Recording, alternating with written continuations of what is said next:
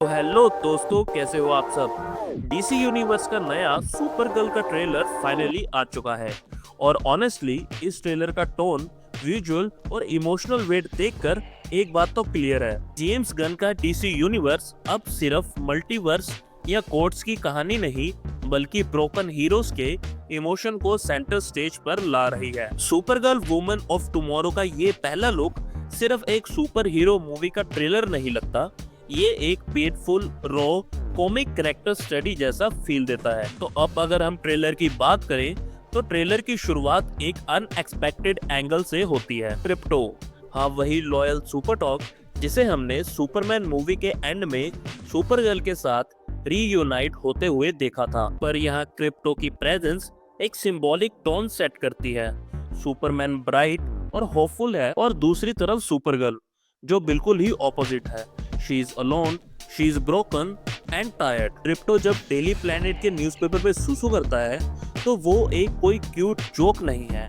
Super girl जब headline देखती है कि सुपरमैन ने एक न्यूक्लियर प्लांट सेव किया है और सुपर गर्ल ने सिर्फ एक कैट ट्री से बचाई है, तो इन हेडलाइंस का मतलब एकदम साफ है कि यूनिवर्स की नजरों में वो सिर्फ एक सुपरमैन की लो बजट कजन जैसी ट्रीट की जाती है। ट्रेलर के 2 सेकंड में ही फिल्म ये बात अपनी क्लियर कर देती है कि कारा जोरेल अर्थ पर एक अंडररेटेड, अंडर एप्रिशिएटेड और अंडर लव्ड सुपर हीरो है। लेकिन सुपर गर्ल का रियल इमोशनल कोर शुरू होता है उसके ओरिजिन फ्लैशबैक से। डीसी यूनिवर्स इस बार क्रिप्टोन को एक उटोपिया के रूप में नहीं बल्कि एक मॉरली ग्रे सिविलाइजेशन के रूप में प्रेजेंट कर रहा है। जैसा कि पीसमेकर सीजन 2 ने हिंट किया था कि क्रिप्टोनियंस का इंटेंशंस पीसफुल नहीं बल्कि कॉलोनाइजिंग था। इस यूनिवर्स में क्रिप्टोनियंस लिटरली एक डेंजरस स्पीशीज के रूप में देखे जाते हैं और जब अरागो सिटी स्पेस में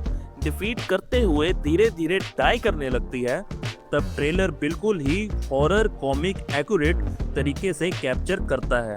कारा ने अपनी पूरी सिविलाइजेशन, दोस्तों को और फैमिलीज को धीरे धीरे मरते हुए देखा है। सुपरमैन जहां अर्थ पर एक लविंग फैमिली के साथ ग्रो हुआ, वहीं कारा के टीनेज साल एक फ्लोटिंग ग्रेवयार्ड पर गुजरे और यही दर्द सुपर गर्ल को सुपरमैन से फंडामेंटली अलग बनाता है। और ट्रेलर में जो बार का सीन दिखाया गया है, ये सीन सिर्फ एस्थेटिक नहीं बल्कि ये एक स्टेटमेंट है। कारा एक लाल सूरज वाले प्लेनेट पर अपना बर्थडे सेलिब्रेट करने जाती है क्योंकि रेड सन के नीचे वो पावरलेस होती है और तभी वो ड्रिंक कर सकती है।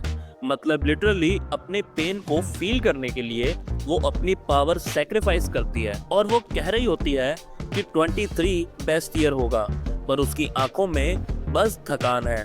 ये वो सुपर गर्ल नहीं जिसे हम कार्टून्स में देखते हैं। ये एक यंग वुमन है जो ट्रॉमा से भाग नहीं सकती, बस उसे टेम्परेरी नम करने की कोशिश करती है। और इस इमोशनल लो फेस में एंट्री होती है रूथी की, एक छोटी एलियन लड़की जिसके फादर को क्रिम नाम का किलर मार देता है और उस लड़की को अब जस्टिस चाहिए। कॉमिक रीडर्स को पता है कि वुमेन ऑफ टुमारो की पूरी theme true grit in space है कि एक इनोसेंट लड़की और एक ब्रोकन वॉरियर का रिवेंज क्वेस्ट। ट्रेलर जब रूथी की स्वॉर्ड दिखाता है तब डीसी यूनिवर्स आसानी से हिंट करता है कि ये कहानी सिर्फ सुपर हीरोज और विलन की नहीं होगी, ये ग्रीफ और जस्टिस की कहानी भी होगी। रूथी का शौक होके ये कहना कि I didn't know any of you were still alive DC universe का कॉस्मिक वर्ल्ड बिल्डिंग सेट करता है। यूनिवर्स में क्रिप्टोनियन का एक एक्सटेंट डेंजरस स्पीशीज माना जाता है। मतलब कारा के लिए ट्रस्ट करना भी मुश्किल है,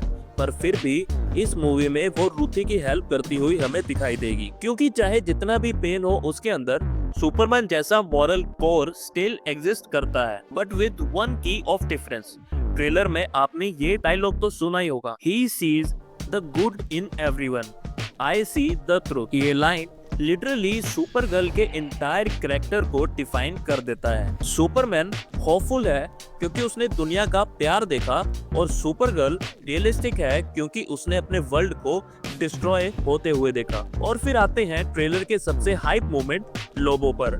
जैसन Momoa as Lobo is the one of the most perfect casting in comic book history. Lobo का एंट्री शॉट एकदम कॉमिक जैसा लाउड, वाइल्ड और चाउस्टिक है।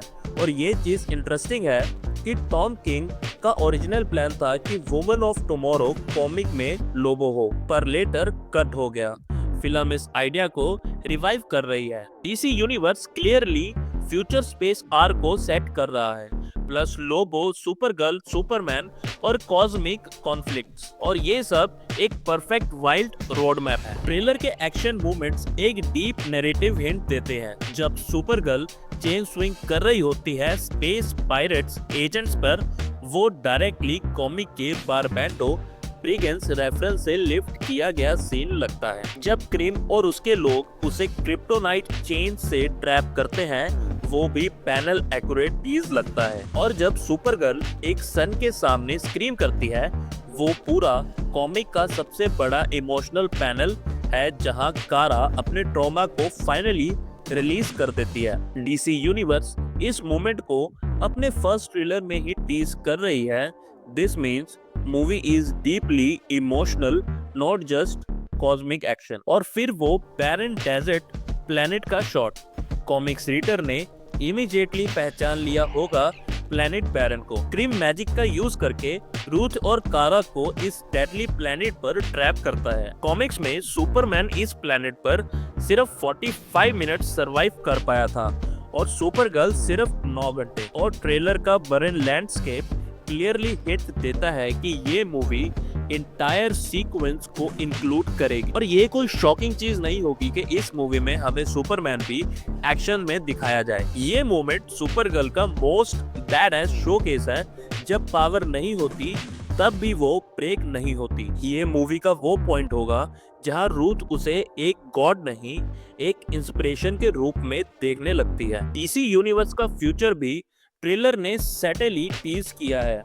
पीसमेकर के सीजन 2 ने सैल्वेशन डायमेंशन नाम का मेटा ह्यूमन प्रिजन इंट्रोड्यूस किया था। फैंस स्पेकुलेट कर रहे हैं कि लोबो को फ्यूचर में डीसी यूनिवर्स के प्रोजेक्ट में पकड़कर इस डायमेंशन में भेज दिया जाए।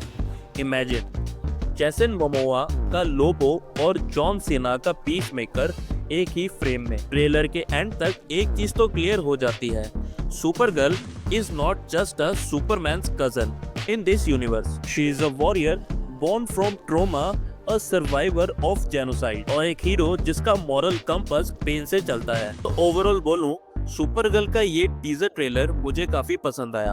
आपको ये टीजर कैसा लगा? ओपिनियन देके कमेंट में जरूर बताना। मिलते हैं ऐसी किसी और वीडियो में। Catch you on the next one. Bye.